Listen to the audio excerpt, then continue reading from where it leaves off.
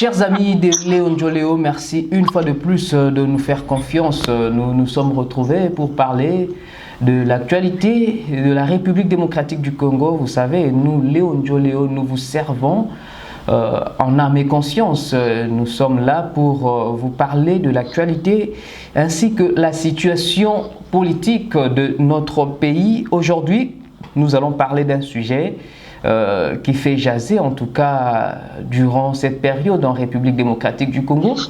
Il s'agit bien de projet Boukangalonzo. Vous vous en souvenez, le Premier ministre Matata Ponyo, à son époque, avait lancé un méga projet du parc agro-industriel de Boukangalonzo. Aujourd'hui, son successeur Sylvestre Ilunkamba était allé visiter le site et il a fait un constat accablant, un constat amer. La question que nous allons nous poser aujourd'hui, est-ce que ce projet de Boukangalonzo est-il récupérable? Comme l'a si bien dit le Premier ministre Sylvestre Ilunga, le gouvernement voulait récupérer ce projet, relancer ce projet. Pour en parler, aujourd'hui, nous avons, depuis Liège en Belgique, un analyste politique. Il s'agit bien de Jean-Claude Mpoutou, à qui nous disons bonjour. Bonjour, monsieur le journaliste. Je rappelle que peut-être pour les uns, ils vous connaissent déjà, mais pour les autres, je rappelle, vous êtes un analyste politique indépendant et vous êtes membre de la campagne « Le Congo n'est pas à vendre ». C'est certainement ça. Oui, je fais partie effectivement de cette campagne qui lutte contre la corruption en RDC. D'accord. Merci beaucoup, monsieur Jean-Claude Mpoutou. Sans plus tarder, est-ce que vous pouvez nous rafraîchir la mémoire avec ce projet Boukangalonzo? Il s'agit réellement de quoi, le projet Boukangalonzo? Comme vous l'avez si bien rappelé, Boukangalonzo est un projet de parc agro-industriel lancé par le Premier ministre Matata et qui, tous les Congolais s'en souviennent, nous avait vendu un rêve, le rêve de voir le Congo et redevenir une actrice dans les domaines agro-industriels. Et des millions, des centaines de millions de dollars avaient été investis dans ces projets. Et aujourd'hui, avec la visite du Premier ministre, ça n'a été que la mise à nu de ce que tous les Congolais savaient déjà. Et comme vous vous en doutez, Boukangalonzo, depuis des années, depuis des mois, depuis son échec, est devenu l'objet de moqueries et de blagues des Congolais. Dernièrement, j'ai riais encore à gorge déployée quand j'ai vu un internaute dire que M. Matata Ponyo a planté des maïs à Boukangalonzo et il a récolté une université moderne à Kindu. Ça montre à quel point les Congolais sont, malgré la situation, gardent encore un certain œil critique par rapport.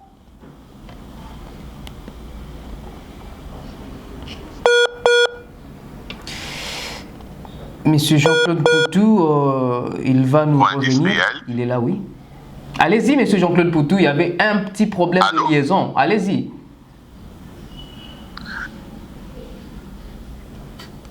Voilà, donc ce grand projet, finalement, a accouché d'une souris, puisque les machines sont à l'abandon. La population environnante spoliée à qui on avait vendu des choses n'a rien réussi. Et aujourd'hui, nous en sommes là. Le Premier ministre est parti visiter ce projet et vous nous revenez avec une question essentielle. Est-ce que ce projet est récupérable? Oui, tout projet est récupérable. Je crois que nous allons y arriver. Je crois que pour l'instant, nous sommes en train de planter le décor. Nous allons y arriver, monsieur Jean-Claude Mpoutou. Vous avez dit que le Premier ministre, moi également, nous tous, nous avons constaté que le Premier ministre a fait un constat amer. Il s'est étonné. Est-ce que vous également, vous êtes étonné de voir ce projet Boukangalonzo être abandonné? Écoute, moi, je ne suis pas étonné. Moi, je suis en colère. Moi, je suis en colère. Moi, je suis indigné. Moi, je suis exaspéré parce que Boukangalonzo n'est pas un cas isolé. Je suis exaspéré par cette pratique qui consiste à faire sortir l'argent des caisses de l'État, soi-disant pour faire des investissements lourds, et que finalement, aucun investissement ne voit les jours, aucun résultat ne voit les jours, et aucune justification n'est donnée sur l'utilisation de l'argent. Donc, Bukangalozo, pour moi, est un cas symptomatique, et j'espère que quand le Premier ministre hier en dit, avec son étonnement, avec sa question, qu'il est aussi en colère comme moi, et qu'il va devoir que chacun puisse rendre des comptes de ce qui a été fait tout au long de ces projets. Avant de parler d'un nouveau départ, il faut faire le bilan, il faut un audit complet de ce qui a été les projets Bukangalozo sous Matata Poyo, et pour qu'on sache enfin où est parti tout l'argent qui a été décaissé pour ces projets. On parle quand même de tracteurs qui n'ont jamais été utilisés, mais dont les moteurs ont été démontés pour être ensuite montés dans des balinières privées. Cette situation, ça fait également partie du détournement des fonds publics. Mais il n'y a aucun doute. Moi, je n'ai pas de détails aussi précis, mais les faits sont là. Il y a là sur les sites des carcasses des tracteurs, des machines agricoles qui n'ont jamais servi, et ces machines ne sont pas fonctionnelles, ils sont même dans un état d'abandon. Donc si en plus ce que vous me dites qu'on a démonté les machines pour d'autres utilisations par des personnes privées, donc non seulement on est dans un cadre de détournement, mais on est dans un cadre, je dirais, totalement comment dirais-je, d'un cas de détournement, d'un cas d'abandon, d'un cas de manque de prévention, d'un cas total de mégestion des patrimoines de l'État. Et ça, toute la chaîne des commandements, à partir du Premier ministre jusqu'au dernier chef de chantier, doit rendre compte à l'État et au peuple congolais, parce que c'est juste inadmissible que ce genre de pratiques continuent aujourd'hui, et surtout par des personnes qui, aujourd'hui, veulent se présenter comme des donneurs de leçons pour l'avenir du Congo. Monsieur Jean-Claude Poutou, vous en tant qu'analyste, qu'est-ce que vous pouvez dire aujourd'hui par rapport à ceux qui ont abandonné ce projet? Qu'est-ce qui les a poussés à abandonner ce projet? Mais écoute, moi je ne suis pas à leur place, je ne connais pas leur motivation. La seule chose que je sais, comme je l'ai dit, des centaines de millions sont sortis des caisses de l'État pour construire une ferme agro-industrielle. On nous a vendu un projet merveilleux qui faisait partie de ce qu'on a appelé à l'époque la révolution de la modernité. Et aujourd'hui, quelques années plus tard, des modernités, on n'a que des machines, des carcasses de machines abandonnées. Et donc pour moi, il est clair que ces gens, l'argent qu'ils ont utilisé, qu'ils ont sorti, n'a pas servi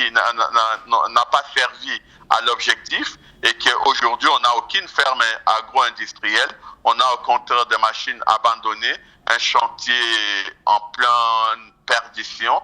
Et donc dans ce sens-là, en tant qu'analyste politique, en tant que citoyen congolais, j'exige juste qu'une enquête soit menée, un audit indépendant mené, les responsabilités établies, et que les coupables soient poursuivis. Parce qu'on est non seulement dans un cadre de mégestion, mais j'appellerais même, on est dans un cadre d'un véritable crime économique qui tue ces pays. Et si on y ajoute la corruption, on a là des ingrédients qui ont continué à faire les malheurs de ces pays, et il est temps que ça s'arrête. Vous parlez de mégestion, vous parlez de crime économique. Augustin Matata Ponyo, qui était Premier ministre à l'époque du lancement de ce projet, a bien dit que sous son règne, le projet était exécuté, mais juste après son départ, les gens qui l'ont succédé ont abandonné le projet. Partagez-vous cet avis? Écoute, moi je n'ai pas d'avis à partager. Moi je pense qu'il est temps qu'on arrête de nous raconter des histoires. Il est temps qu'on nous arrête de fournir des discours préparés à l'avance. La seule chose que l'on sait, c'est que M. Matata a revendiqué la paternité de ces projets. Il avait promis des choses. Il suffit de revenir en arrière, de prendre son discours d'inauguration, de prendre le plan qui a été établi, et de voir que pendant les années où lui, il était au pouvoir, ces objectifs n'ont jamais été atteints. Et sur base de ça, aujourd'hui, c'est que je peux demander, que ce soit au gouvernement, au Premier ministre Lukamba qui a été sur le terrain, de une véritable enquête je dirais, intérieure, et on a l'habitude de prendre les peuples congolais pour des cons, pour des gens qui ne réfléchissent pas, parce que au niveau de l'État, au niveau de la gestion de la chose publique, il n'y a jamais eu redevabilité, il n'y a jamais eu transparence. Le moment est venu peut-être de commencer cet exercice-là et de permettre à ce que les Congolais puissent savoir aujourd'hui ce qu'on a fait de son argent. Venons-en à notre question principale. Est-ce que ce projet est-il récupérable? Vous savez, beaucoup de Congolais s'en sont plaints. Nous avons plus de 80 millions d'hectares de terres arables. Seulement 10% est exploité. Mais ce projet Boukangalonzo était venu quand même redonner l'espoir aux Congolais du point de vue agricole. Mais apparemment, ce n'était que la poudre de perlimpinpin, malheureusement. Aujourd'hui, le Premier ministre Iloukamba veut reprendre le flambeau. Est-ce que vous êtes sûr que ce projet peut être récupérable? Écoute, il est récupérable. Moi, je ne parlerai pas de récupérable, mais je pense que vous l'aviez dit, le Congo est un chantier ouvert. L'agriculture est un chemin d'avenir pour ces pays. Et donc, pour moi, les sites de Boukangalonzo n'a rien perdu de sa valeur naturelle. Donc, effectivement, qu'on peut relancer les projets. Non seulement à Boukangalonzo, mais l'État congolais doit investir dans une agriculture qui soit porteuse d'avenir, porteuse de travail et porteuse d'ambition pour les pays que nous sommes. Donc à partir de ce moment-là, oui, on peut récupérer Boukangalonzo. Mais pour moi, récupérer Boukangalonzo ne se limite pas à de nouveau investir de l'argent, reprendre à zéro, acheter de nouvelles machines, commencer quelque chose de nouveau. Pour reconstruire Boukangalonzo, il faut, comme préalable, il faut faire la lumière sur le passé. On doit absolument savoir qui a utilisé l'argent qui a été mis là avant, qu'est-ce qui n'a pas marché, pourquoi ce projet est devenu un échec, qui est responsable de quoi. Donc sans cet exercice préalable de redevabilité, de transparence et de sanctions, parler d'un nouveau, de reconstruction, de redémarrer Boukangalonzo n'a aucun sens. Là on est parti, on risque de reprendre les mêmes cycles d'investissement, pas de résultats, on réinvestit de nouveau parce qu'il n'y a pas de sanctions, parce qu'il n'y a pas de redevabilité. Donc la première étape pour moi, c'est qu'il y ait un audit complet, indépendant sur ce qu'a été le projet Boukangalonzo. Identifier les failles, les problèmes, identifier les coupables et les sanctionner avant de parler d'un nouvel investissement. Et ça, le Congo ne manque pas de terres arables. S'il y a de l'argent, qu'on les mette dans de nouveaux projets, mais des nouveaux projets pensés, réfléchis, bien étudiés et surtout mis en œuvre, exécutés avec sérieux, avec détermination pour le bien-être des Congolais et non pour la poche des politiciens. Voilà, vous avez dit que ce projet est récupérable, donc il faudra tout simplement le diversifier, ne pas se concentrer à Boukangalonzo. Ça va permettre à l'agriculture congolaise de se développer. Mais s'il faut faire un audit, parlons franc, ne cachons pas des mots, soyons francs en tout cas sur ce point-là, parce que les internautes veulent savoir un peu plus clair et les internautes veulent que vous puissiez dire quand même la vérité. Si il y a audit, selon vous, parce que vous connaissez quand même la genèse de cette histoire, s'il y a audit et les responsabilités sont établies, selon vous, qui peuvent être les premiers responsables de cet échec? Mais ça, ce n'est pas à moi de le dire. L'audit et l'enquête le montreront. Pour le moment, tout le monde le sait que la paternité du projet Boukangalonzo a été un projet mis en œuvre, appuyé et mis en valeur par les premiers ministres.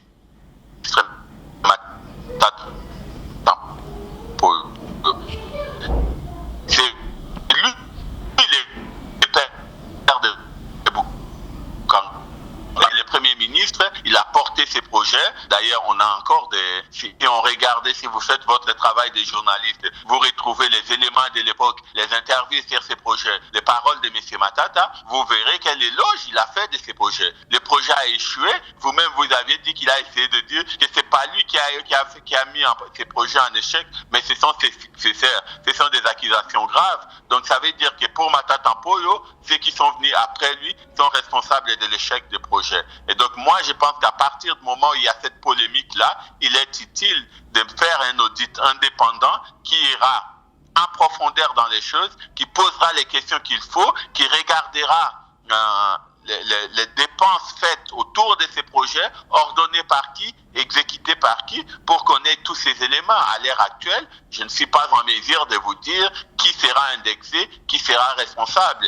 Nous connaissons ce que nous voyons. Je n'ai jamais été au fond de ces projets. J'ai vu ce que les uns et les autres en ont parlé, mais surtout, on voit la réalité, que Boukangalonzo est à terre, que les machines sont abandonnées, que rien n'existe. Et sur cette base-là, un État normal qui a dépensé des centaines de millions dans ces projets, la moindre des choses, c'est de mener une enquête sérieuse, indépendante, pour donner à la population la réalité des faits et ainsi pouvoir avancer de nouveau et sanctionner les coupables.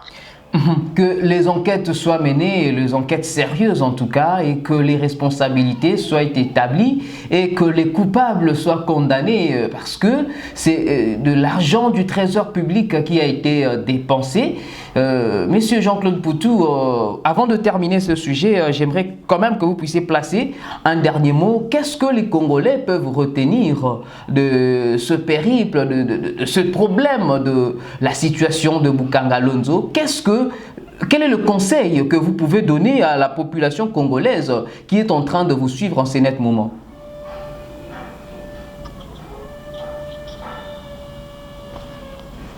Allô? Apparemment un problème technique, vous m'entendez? Oui, je vous attends très bien. Il y a eu un petit problème, vous savez, la connexion nous dérange un tout petit peu, mais ça passe quand même. Certainement, vous m'entendez très bien. La situation a été rétablie, certainement. Je disais que les responsabilités seront établies si et seulement si la justice menait des enquêtes sérieuses. Mais là, avant de terminer ce sujet, qu'est-ce que vous pouvez dire avant de clôturer avec ce sujet? Qu'est-ce que les Congolais peuvent retenir de cette question de Boukangalonzo? Pour moi, il faut simplement retenir que Boukangalonzo a été une escroquerie d'État. Avec des millions dépensés pour rien, on a sans aucune explication envers le peuple, et que là, il ne suffit pas aujourd'hui de protester, de dire que ça a été un échec, de faire un constat d'échec et de se dire qu'on peut repartir de nouveau. Les Congolais doivent demander des comptes au gouvernement, aux dirigeants, pour que toute la lumière soit faite sur ces scandales de Boukangalonzo.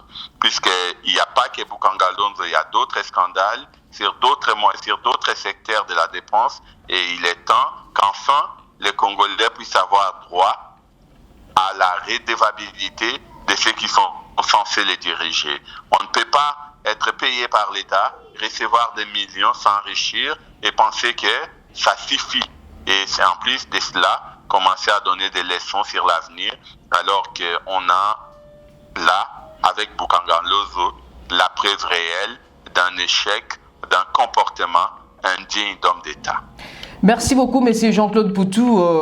D'autres actualités qui ont marqué cette semaine, c'est aussi le rapport de l'IGF. Nous allons prendre juste la partie gestion Covid-19. Nous avons suivi le rapport de l'inspecteur général de finances qui accable en tout cas les gestionnaires de la situation Covid-19. On parle de détournement, on parle de beaucoup de choses, et le rapport a déjà été déposé au niveau du parquet.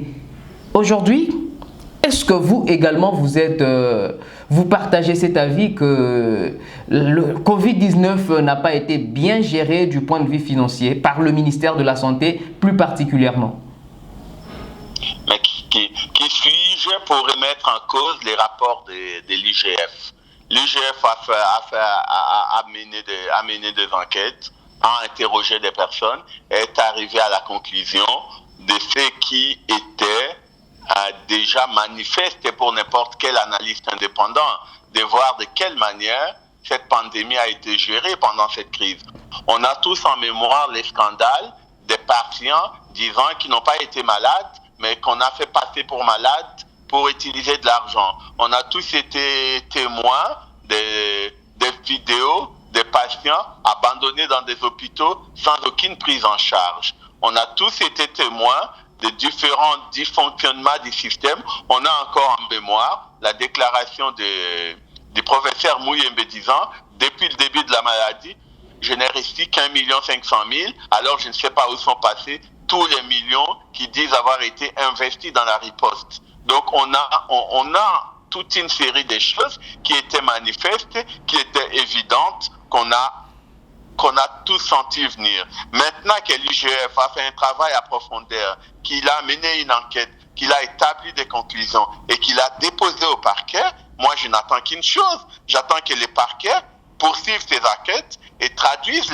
les coupables devant la justice. Parce qu'il y a une chose au Congo dont on a l'habitude. On a l'habitude d'avoir des rapports. On a des rapports contre la corruption. Mais, on a très peu de condamnations, on a très peu de suites judiciaires. Il faut à un moment donné que cette pratique s'arrête. Et je pense que la campagne Les Congo n'est pas à vendre, a attiré plusieurs fois l'intérêt des autorités à ce que les enquêtes ouvertes puissent être poursuivies et conduire à des acquittements s'il le faut, mais aussi à des condamnations, mais aussi pour que l'État, s'il le faut, puisse rentrer en possession de l'argent détourné par les uns et les autres.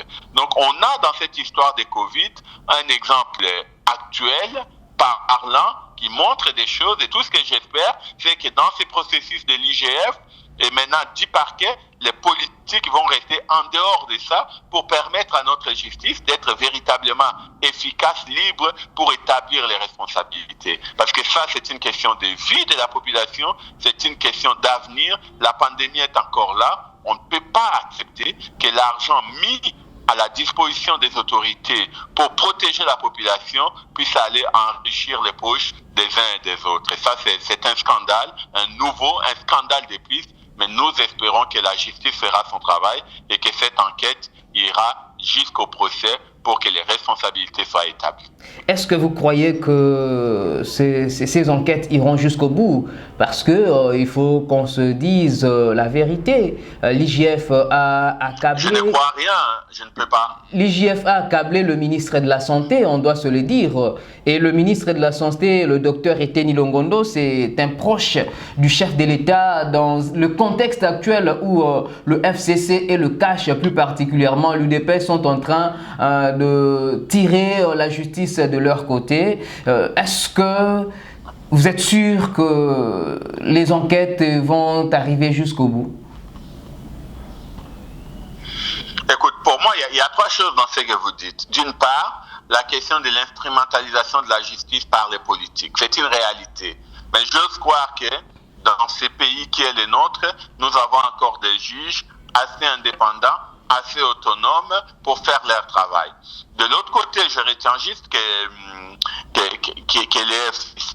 CACH a un discours de dire nous sommes là pour mettre en œuvre l'état des droits. D'ailleurs, l'IDPS se réjouit, se félicite de ce que dans cette quête de l'état des droits, le chef de l'État a laissé faire la justice contre son propre directeur de cabinet. Alors, à partir de ces constats, j'ose croire que le président de la République n'interviendra pas si la justice arrive à des soupçons clairs contre son ministre de la Santé, qu'une procédure soit ouverte et que des enquêtes qui vont conduire jusqu'au procès. Ministre de la Santé, membre de l'IDPS ou pas de l'IDPS, il y a des faits réels qui sont sur la table. Il y a une enquête amenée par un corps responsable de l'inspection générale des finances. Maintenant, les parquets est saisi de l'affaire, que les parquets fassent son travail. Et en dernier mot, puisqu'on parle ici devant le peuple, moi j'attirerai juste l'attention de la population congolaise. C'est que l'avenir de ces pays ne dépend pas uniquement des politiciens, il dépend avant tout de l'action de la population. Et dans ce sens, la campagne Le Congo n'est pas à vendre. Toutes les associations membres travaillent au quotidien pour demander plus de justice et plus de transparence. Et que de notre implication, de l'implication de la population congolaise à exiger des comptes aux autorités, à demander de la transparence auprès de nos dirigeants, de notre engagement, va dépendre le comportement de nos autorités. Parce que le peuple est souverain, le peuple a son destin en main et il est temps que nous puissions demander des comptes à nos autorités. Et sur cette question, puisque la pandémie elle est encore là, les risques continuent encore à courir, il est temps que nous sachions où est parti l'argent qui a été mis en œuvre pour lutter contre cette pandémie. C'est quelque chose d'essentiel, c'est quelque chose de fondamental et la population devrait garder un œil ouvert sur cette question. Monsieur Jean-Claude Poutou, vous parlez de l'inféodation de la justice par les politiques. Justement, nous allons parler dans notre troisième sujet de cet audio. Je crois que vous avez tous suivi ensemble avec nous cet audio de Lambert Mende lors d'un échange téléphonique entre lui et un membre de son parti politique. Qu'est-ce que nous pouvons dire aujourd'hui? Nous ne pouvons espérer en rien parce qu'aujourd'hui, la justice est tenue par le FCC et le CACH. Donc tous ces gros poissons de ces deux mouvements, de ces plateformes politiques qui seront dans le filet de la justice ne seront que libérés. Mais écoute, l'instrumentalisation de la justice sur cette inféodation politique ne date pas d'aujourd'hui. Nous avons tous suivi de quelle manière a été géré les contentieux électoraux, que ce soit par la Cour constitutionnelle ou les cours d'appel à travers les pays. Et nous avons vu à quel point le chef de l'État lui-même avait demandé des enquêtes contre la corruption lors des élections des sénateurs et des gouverneurs. Donc nous avons été témoins d'un déni de justice par la Cour constitutionnelle lorsqu'il s'est agi de juger les contentieux de l'élection présidentielle et autres. Donc on a là une pratique qui existait, qu'on savait, et très souvent les gens nous ont dit « Est-ce que vous avez des preuves ?» Et là on a des propos d'un ancien ministre porte-parole du gouvernement, clairement, qui confirme ce que l'on savait déjà. Et donc, à partir de ces constats, il n'y a qu'une seule chose à faire. La chose à faire, c'est qu'il faut que les autorités actuelles qui s'engagent à assainir les milliers. Mais apparemment, ce n'est pas le cas si on en croit ce que Mende a dit. Donc, ce qui veut dire qu'il est essentiel que les forces vives de la nation, que la société civile congolaise, que les corps que les magistrats et même puissent aujourd'hui se constituer en un fer de lance pour demander une indépendance totale de la justice. Pour moi, c'est un point qui ne peut pas être négocié. L'indépendance de la justice est le gage du fonctionnement d'un État libre. Il est le gage de la liberté du citoyen, il est le gage de l'indépendance des uns et des autres. Et à ce sens-là, c'est un combat qui doit intéresser tout le monde. Sans une justice indépendante, il n'y a tout simplement pas de justice, il n'y a simplement pas de liberté et l'impunité devient reine. Et ça, c'est quelque chose qu'on ne peut pas accepter, c'est quelque chose qui est inadmissible. Donc, il est temps, cet audio vient juste nous rappeler que le combat pour l'indépendance de la justice n'est pas encore terminé et qu'il est temps pour que les Congolais puissent se dire trop, c'est trop, c'est assez, nous voulons notre justice indépendante, nous voulons des juges indépendants. Nous voulons des juges indépendants, nous voulons une justice indépendante. Ce sont là les mots de M. Jean-Claude Poutou que nous recevons aujourd'hui en ligne depuis Liège en Belgique. C'est un analyste politique et politologue de formation. Il est membre de la campagne Le Congo n'est pas à vendre. Monsieur Jean-Claude Poutou, nous tendons vers la fin de notre émission sans plus tarder. Mais avant de passer au dernier sujet, j'aimerais quand même que vous puissiez nous dire ce que vous avez ressenti quand vous avez écouté cet audio de Lambert Mende. Sincèrement, ça m'a fait rire. Ça m'a fait rire parce que je me suis interrogé comment M. Mende, avec toute son expérience politique, a pu prononcer ces paroles. Et ça, pour moi, ça montre juste les sentiments que j'appelle toujours d'impunité, les sentiments d'invincibilité de nos acteurs politiques qui ont pris l'habitude de se comporter au-dessus de la loi, de ne pas avoir peur d'affirmer des choses qui, sous d'autres essiers, constituent de vrais scandales d'État. Et là, heureusement encore qu'il y a eu une réaction politique de la secrétaire générale du MLC sur ces propos-là, mais on a l'impression que ça a été un non-événement. Et ça, c'est juste triste parce que ce genre de propos constituent véritablement des scandales majeurs dans la construction de la démocratie et dans la vie de la nation. Donc, il est temps, à un moment donné, que nos politiciens apprennent à respecter les peuples, à respecter les institutions, à ne pas faire des déclarations qui montrent juste leur mépris de la loi, leur mépris de la légalité et même le mépris de l'éthique en politique. Dernier sujet de cette émission, Jean-Claude Poutou, c'est ce conflit parcellaire qui met aux prises Alphonse Ngoï Kassanji, ancien gouverneur de la province, de la grande province du Kasaï oriental, et Gabriel Mokia. En tout cas, Alphonse Ngoï Kassanji actuellement, il est député national, élu de Mbujimayi, député provincial, sénateur. Il a été déguerpi d'une manière quand même, on peut dire, rocambolesque. Gabriel Mokia peut avoir raison, mais est-ce que cette manière de déguerpir un député national honore la justice congolaise? Écoutez, messieurs les journalistes, je vais parler juste des principes. Parce que je ne voudrais pas parler individu. Oui. Est-ce que savez-vous combien de conflits parcellaires on a tous les jours en République démocratique du Congo? Combien de citoyens congolais sont expulsés ou mis ou chassés de leurs habitations dans nos quartiers à cause des problèmes ou des conflits parcellaires? Est-ce qu'on en parle? Pourquoi un conflit parcellaire entre M. Ngoï Kassanji, si député soit-il, et M. Gabriel Mokia va devenir un sujet d'actualité? Il faut à un moment donné qu'on arrête de faire des choses selon la tête des personnes. La loi existe, la loi est incolore, elle n'a pas de nom, la loi est la même pour tout le monde. Et donc, à partir de ce moment-là, le respect de la loi est le gage du respect de la liberté des citoyens. Et donc, ce conflit, c'est un dossier qui appartient à la justice, ce n'est pas un dossier où moi, je dois passer du temps à commenter. Quand je vois tout ce que ça a soulevé comme problème dans les réseaux sociaux, qui tient uniquement à la personnalité des deux concernés, moi j'ai juste envie de dire, j'en ai marre. Le pays est dans une situation lamentable, il y a des sujets plus importants à commenter que simple conflit parcellaire entre deux personnes. Le simple conflit parcellaire entre deux personnes, mais nous avons vu des conséquences, bien que vous ne voulez pas en tout cas parler des individus, mais quand même il y a eu des conséquences. Vous avez suivi la fille de Ngoï Kassanji tenir des propos outrageants à l'encontre du chef de l'État et son épouse.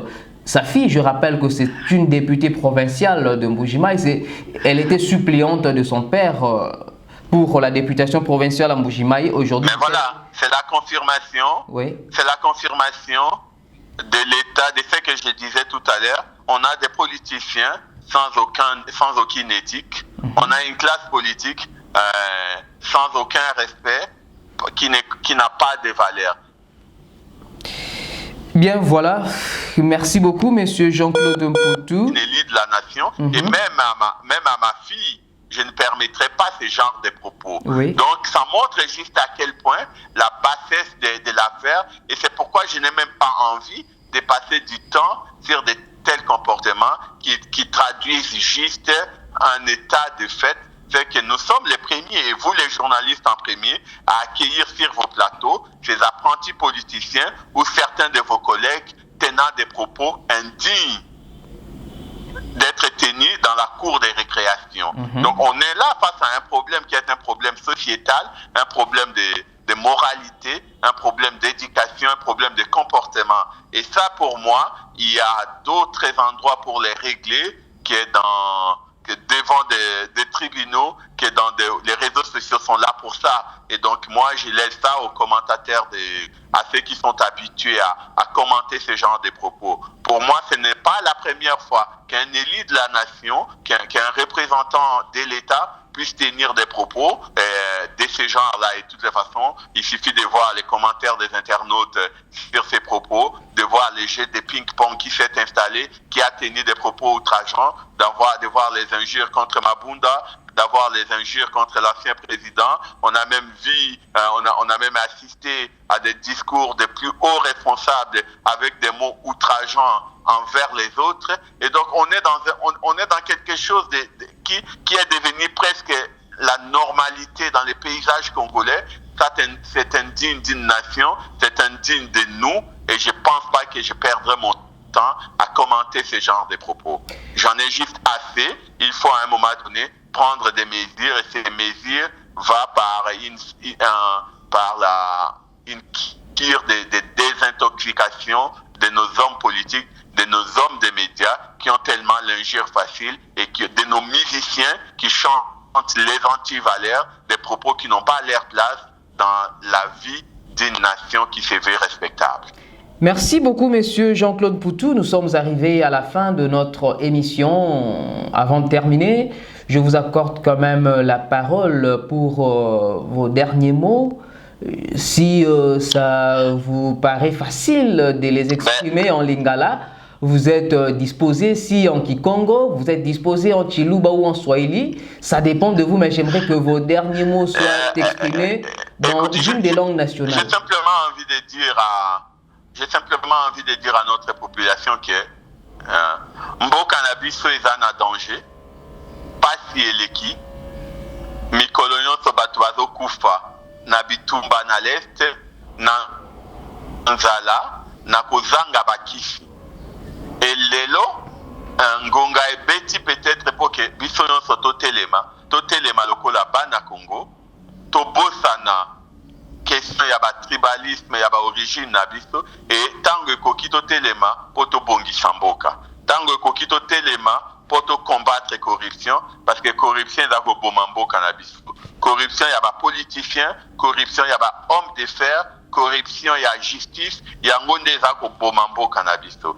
Tango wana il faut toloba non, toloba ekoki, toloba esili, tolembi, totelema po totonga Congo ya sika. Et Congo ya sika mutu mususu akobongisa yango te kaka biso moko ba Congolais. Merci beaucoup, monsieur Jean-Claude Poutou. Je rappelle que je vous ai eu en ligne depuis Liège, en Belgique. Merci en tout cas pour vos riches analyses. Nous sommes arrivés à la fin de cette émission, chers internautes. Nous avions reçu pour vous monsieur Jean-Claude Poutou, qui est un analyste indépendant depuis Liège en Belgique. Il est également membre de la campagne Le Congo n'est pas à vendre. Moi, je vous dis déjà merci pour votre attention, pour l'intérêt que vous nous accordez. Je dirais aussi un grand merci à l'ensemble de mon équipe technique, Thierry Batondoko qui est au cadrage, Exaucé Odinga et Russell Eyenga au montage, sans oublier Odon Boulamba qui nous suit depuis la Nouvelle-Zélande. Merci à vous pour les efforts, tous les efforts consentis pour la promotion de Léon Joléo. Et surtout vous, chers internautes, ne finissez pas cette émission sans pour autant vous abonner à notre chaîne pour ne rater rien de l'actualité de la République démocratique du Congo. Nous sommes arrivés à la fin. Moi, je vous dis déjà à la prochaine.